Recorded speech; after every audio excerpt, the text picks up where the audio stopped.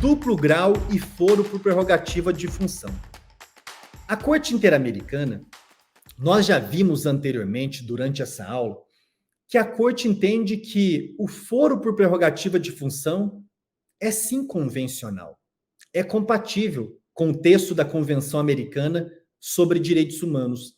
Não é um privilégio, desde que o foro por prerrogativa esteja diretamente relacionado a uma importância singular do cargo que uma pessoa temporariamente ocupa. Por isso, no julgamento do caso Barreto Leiva contra a Venezuela, a Corte afirmou que o foro por prerrogativa de função é sim compatível com o sistema interamericano. Ainda no julgamento, porém, do caso Barreto Leiva contra a Venezuela, vejamos o que a Corte Interamericana explicou.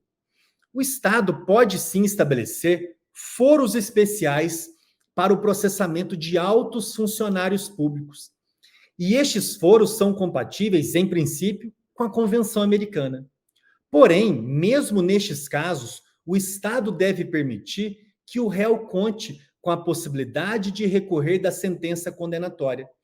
Assim ocorreria, por exemplo, se fosse estabelecido que o julgamento em primeira instância estará a cargo do presidente ou de uma turma do órgão colegiado superior, e o conhecimento da impugnação corresponderá ao plenário deste órgão, com exclusão de quem já se pronunciou sobre o caso. Vejam que interessante.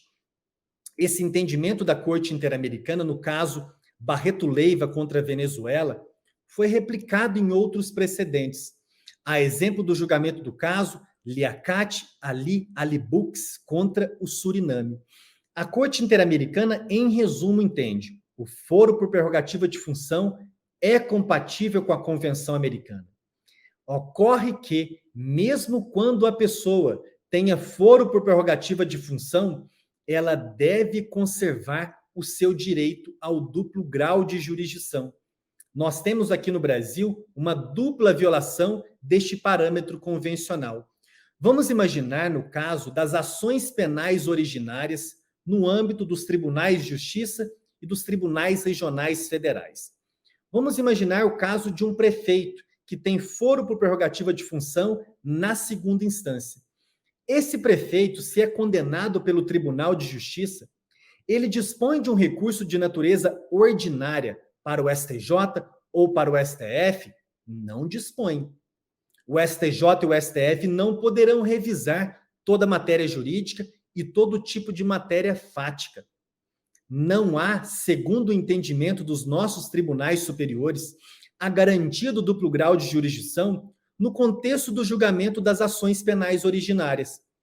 Num dos casos decididos pelo STJ, chegou-se a afirmar o seguinte: o bônus de ser julgado por um órgão colegiado, com julgadores presumidamente mais experientes, traz o ônus de não contar com o direito ao recurso.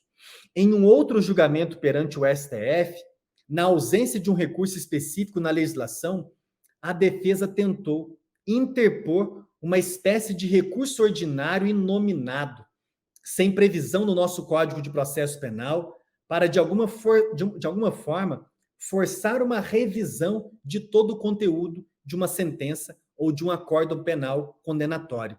STF também rejeitou, essa é a primeira violação desse parâmetro convencional. Uma outra violação ocorre quando pessoas que possuem foro por prerrogativa de função perante o STF, os congressistas, deputados, senadores, o Procurador-Geral da República e também o Presidente da República. Essas pessoas que têm foro por prerrogativa de função no STF, elas também devem contar com foro por prerrogativa de função?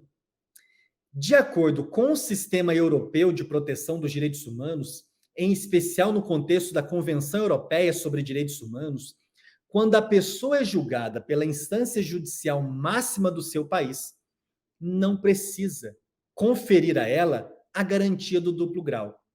No sistema interamericano, porém, não há flexibilização ou relativização da garantia do duplo grau.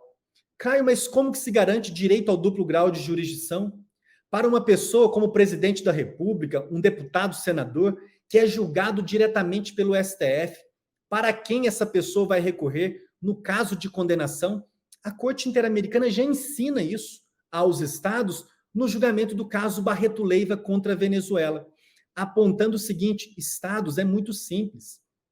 Basta que se estabeleça na legislação processual penal nacional que uma pessoa com foro por prerrogativa de função na instância judicial máxima do seu país, aqui no nosso caso, o Supremo Tribunal Federal, será julgado, de repente, em primeira instância, pela primeira turma, com recurso para a segunda turma, ou será julgado em primeira instância por um ministro, de forma monocrática, com recurso para um órgão colegiado.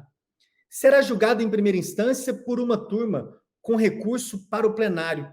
É perfeitamente possível, assim, compatibilizar o foro por prerrogativa de função com a garantia do duplo grau de jurisdição, que no sistema interamericano, diversamente do que ocorre no sistema europeu, não comporta relativização.